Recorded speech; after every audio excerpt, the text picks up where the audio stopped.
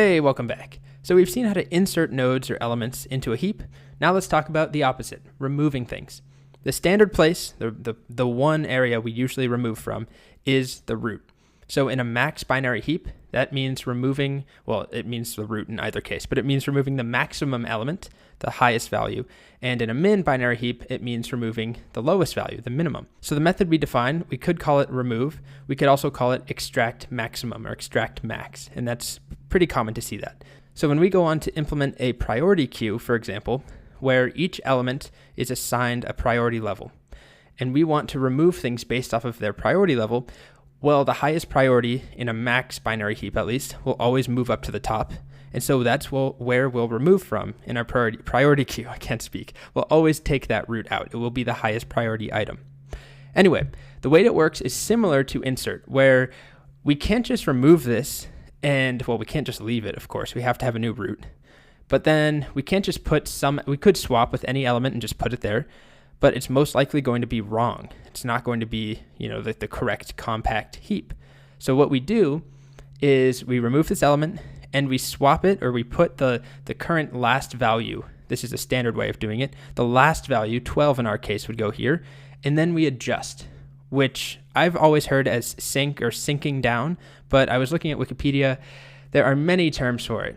The procedure for deleting the root from the heap, effectively extracting the max element in a max heap or the minimum element in a min heap, and restoring the properties, so making sure everything is all kosher again, is called down heap, aka bubble down, percolate down, sift down, trickle down, heapify down, cascade down, and extract min and max.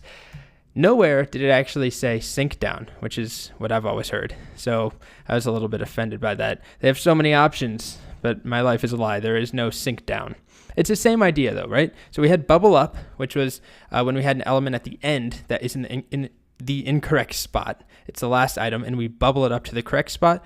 Well, in this case, what we're going to do is put an element at the root that is most likely wrong and have it bubble down, sink down, sift down, trickle down, whatever, to the correct location. So for example, if this is what we start with, nothing's been removed yet, but if I want to remove the root, I call ExtractMax is what our element or what our method is. It's going to take 41, remove it from this array or this list, and then take 12 and put it in place. So we end up with this. We remove 41 and 12 goes to the beginning. And so we end up with this structure, which is not a correct heap at all. So the next step is to then call whatever, sync down or sift down, and we compare it to its children. So we take 12 and we look at its two children. We take whichever one's larger, which 39 is, and then we're going to swap, assuming that 12 is indeed less than 39, meaning that 39 deserves or should be the new root more than 12. So if that's the case, which it is, we swap. Okay, so now that 39 is in the correct spot, we go back to 12 and we compare it to its new child, or both new children actually, and we're going to swap it with the larger one, if one of them is larger. If both of them are smaller, then we're in the correct spot and we don't need to swap. But in this case, both are larger. So we're going to swap 12 and 27. And we do just that, and we're done. 12 has now sunk down to its correct location, which is basically at the very end again. It's just that it used to be over here on the left because we had an extra node, but we removed that node, and so it had to sink its way down to the correct spot. But now everything is happy again in our binary heap. So let me show you one more slightly better animated example. On Visual Algo, they call it ExtractMax. It's not called remove, but if I call it, step backwards, it removes that root, which is 70, and it's going to swap. Well, it's not actually a swap. It's going to replace it with the last element, 31. So 31 gets up there, and obviously that's wrong. It's not the largest element. It's not the max. So we compare it to the left and the right, and both of them are larger, but 67 is larger than 65, so we're going to swap there. Now 67 is the new root. It's the new maximum element. It's in its correct spot. It's cemented in. Now we do the same thing.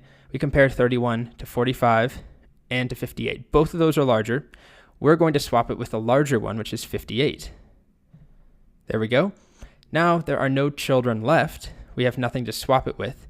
And so it's in the correct spot. And then we would presumably return 70, which was what we removed, right? That's the whole point. We're removing the max and we probably want to return it. One more time, just for good measure, we'll go faster. This time, what was the element up top? 67. All right, we remove it, we replace it with 15, and now we compare. All right, 65 is largest, so now we swap there. Now we have 15 and 40 and 53. We swap with 53 because that's a larger one.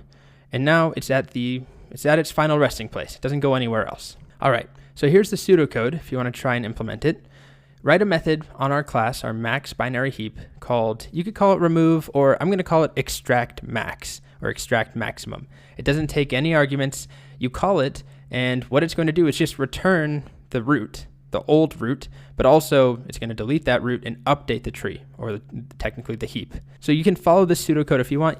You don't have to do this line for line, but basically take the first value and swap it with the last one.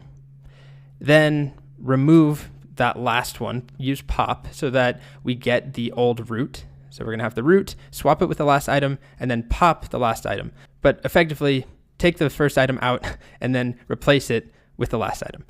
Then you have to get to the sink down portion, this sift down, percolate down. Basically, start at the root index. Start at 0. Start with a little counter or an index variable, and find the index of the left child and the right child for that index. So for 0, it's easy, right? We know that if an element is at location 0, its first child is just location 1, and index 2 is the right child. But basically do this math, 2 times index plus 1, 2 times index plus 2. And take those two values that you find, the two children, then take those children and compare them to the element at the parent, the first element, the new root. And if one of them is larger, you're going to swap. However, take note that if both the left and the right children are larger than the parent, then swap with the largest child, as we saw over here. If I step backwards, when we swapped 15 up top, we compare it to 58 and 65. Both are larger, but you're going to swap with 65. And then after you swap, if you do swap, the child that you just swapped with, that index becomes the new parent index, and then you look for its new children and you repeat the process. You loop and keep swapping, loop and swap until neither child is larger than the element, which means that you've successfully sunk down that element that you put at the root. It needs to sift its way down to the correct spot. And then at the very end, return the old root. That's the whole point. That should be the maximum. So give this one a shot. Again, remember the math here. It's 2 times index plus 1, 2 times index plus 2 to find the left and right children given a parent index.